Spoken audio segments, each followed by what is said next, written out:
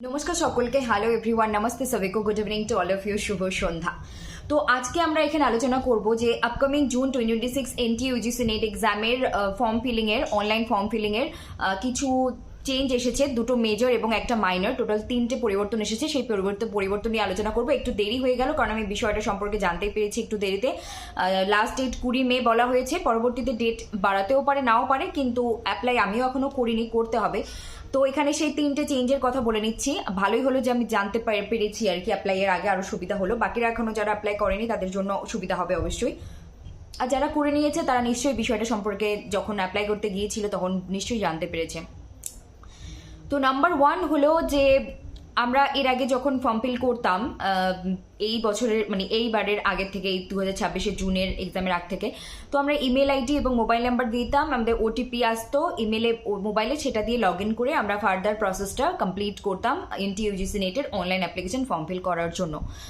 যদিও আমরা জানি এনটিএ তরফ থেকে রিসেন্ট সদ্য যে মে মাসের 3 তারিখে নেট পরীক্ষা হলো, 22 লক্ষ পরীক্ষার্থীদের জীবন এখন অনিশ্চয়তার মধ্যে, কারণ পেপার লিক হয়েছে এরকম কিছু তো শুনলাম, যেটা কাম্য নয়, আর যেটা আমরা এনটি আসার পর থেকে বরাবরই দেখতে পেয়েছি ভীষণ কিছু। যদিও আমার কারোর সম্পর্কে বা কোনো কিছু বিষয়ে নেগেটিভ বা কারোর বিষয়ে বলতে ইচ্ছে পারেনি, কিন্তু বাধ্য হয়ে যেটা হয়েছে যেটা হচ্ছে সেটা নিয়ে তো কথার কথা আমাদের সচেতন থাকতে হয়, বলতেই হয়। তো যাই হোক, তো এখন ওই এনটিএরই ইউজিসি নেটের ফর্ম ফিল চলছে আর কি। তো যাই হোক, যারা পরীক্ষার্থী তাদেরকে এই সিস্টেমের মধ্যে দিয়ে যেতেই হবে, কিছু করার নেই। তো তাদের জন্য সঠিক ইনফরমেশন তথ্য দেওয়াটাও আমার কর্তব্যের মধ্যে পড়ে।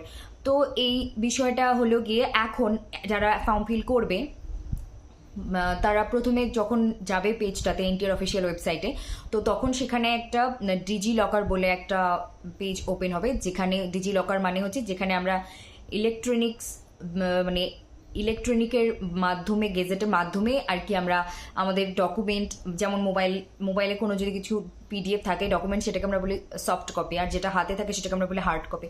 ঠিক তেমনি ডিজি লকার হলো, লকার মানে আমরা বুঝতেই পারছি, লকারে অফলাইন লকার হলে আমরা সেখানে ডকুমেন্টস, সেখানে আমরা দরকারি জিনিসপত্র রেখে থাকি, স্কুল কলেজ ইউনিভার্সিটিতে আমরা দেখে থাকি।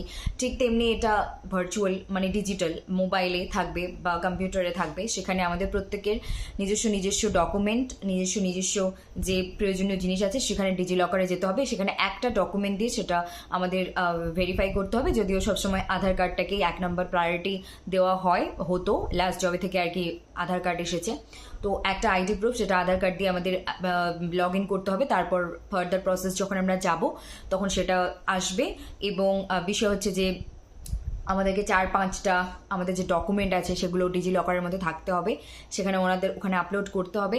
আর নাম্বার 2 একটা হলো যে যেটা কাস্ট সার্টিফিকেট, যাদের কাস্ট সার্টিফিকেট আছে এবং রিসেন্ট টাইমের মধ্যে হতে হবে, যেটা আর কি আমরা শুনেছি যে একটা তো আগের আর একটা পরে, সবই তো ডিজিটালি, তো ডিজিটাল নাম্বারও চাওয়া হয় কাস্ট সার্টিফিকেটের, সেরকমটা দিতে হবে। আর যদি কারোর কাস্ট সার্টিফিকেট এই মুহূর্তে না থেকে থাকে, হয়তো অ্যাওয়েটিং মানে অপেক্ষা করছে যে আসতে চলেছে, তখন সেখানে তাদেরকে উল্লেখ করতে হবে যে অ্যাওয়েটিং মানে আসছে, ওই অপশনটায় ক্লিক করতে হবে যে আমি তো এই ক্যাটাগরির, এই কাস্টের মধ্যে এই ক্যাটাগরিতে আছি, কিন্তু আমার কাছে এখন সার্টিফিকেটটা নেই, কিন্তু অ্যাপ্লাই করা আছে, অ্যাওয়েটিং আছে, কিছুদিনের মধ্যে আসবে, যেরকম আর কি রেজাল্ট থাকে অ্যাওয়েটিং আসতে থাকে, মানে অপেক্ষায় থাকি আমরা, ঠিক সেরকম। এটা একটা মাইনর চেঞ্জ। আর একটা লাস্ট 3 নাম্বার আজকের জন্য আর একটা ফাইনাল চেঞ্জ কি হলো, সেটা হলো গিয়ে যে এতদিন আমরা যখন ফর্ম ফিল করতাম কখনোই শুনিনি যে লাইভ ফটো তুলে ওখানে লাগবে। আমরা জানি যে যখন আমরা এনটিইউজিসি নেট বা নিটের ক্ষেত্রে অবশ্যই হয় গেট এক্সাম, ওখানে আমরা যখন যাই শিলিগুড়ি, কলকাতা বা বিভিন্ন যে জায়গায় সেন্টারগুলোতে যে পরীক্ষা হয়, সেখানে গেলে আমরা যখন গেটে সময় মতো পৌঁছানোর পর যখন ভেতরে যাই, ওখানে আমাদেরকে চেক করা হয় এবং তারপর আমাদের ওখানে হলের ভেতর যাওয়ার পর রুম নাম্বারে যাওয়া, ল্যাবে যাওয়ার পর রুম নাম্বারে যাওয়ার পর আমাদের ছবি তোলা হয়, ওখানে মেলানো হয়, আই কন্ট্যাক্ট, হাতের থাম্ব দিয়ে প্রিন্ট দিয়েও চেক করা হয় যে আদতে সেই ব্যক্তিটা এক কিনা।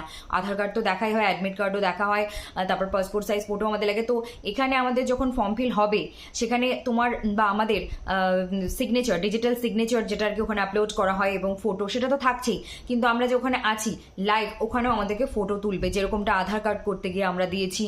তারপর আমরা এনটিইউজিসি নেট, নিট বা এই ধরনের পরীক্ষা, গেট, এগুলো পরীক্ষা দিতে গিয়েও কিন্তু ওখানে আমাদের লাইভ ফটোটা নেওয়া হয়।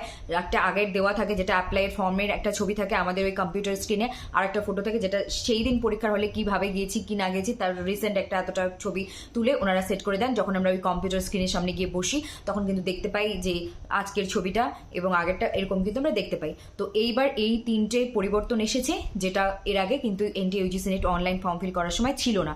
তো এই ভিডিওটা আজকে আমি অবশ্যই ভীষণ ইনফরমেটিভ, আমরা অবশ্যই ফেসবুকে শেয়ার করছি। তার পাশাপাশি প্রয়োজন হলে আমি ইউটিউবে দিয়ে দেবো, আর আমি দেখি ইউটিউবে লাইভ ভিডিও আজকে বানাতে পারি, কারণ বেশ কিছু টপিক নিয়ে আমার আলোচনা করার আছে। তো ঠিক আছে, ভালো মন্দ সব কিছু লেগেই থাকবে জীবনে।